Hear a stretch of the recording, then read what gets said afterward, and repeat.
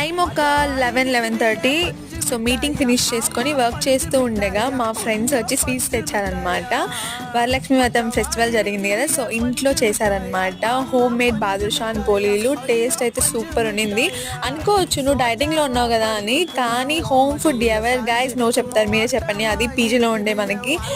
ఈరోజు నేను మా ఫ్రెండ్స్ అందరూ రెడ్ వేసుకొచ్చామన్నమాట. It's like unexpected. కానీ చూసే వాళ్ళందరూ మీరు వాట్సాప్ గ్రూప్లో మెసేజ్ చేసుకొని వచ్చారు కదా అని అడిగారనమాట. ఇట్స్ లైక్ చాలా ఫనీగా ఉంది ఈరోజు, because it's unexpected.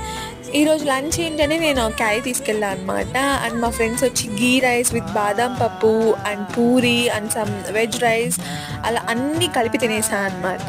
School college డేస్లో అంతా మనం బాక్సెస్ ఎక్స్చేంజ్ చేసుకుంటాం కదా, మేము స్టిల్ చేసుకుంటాము.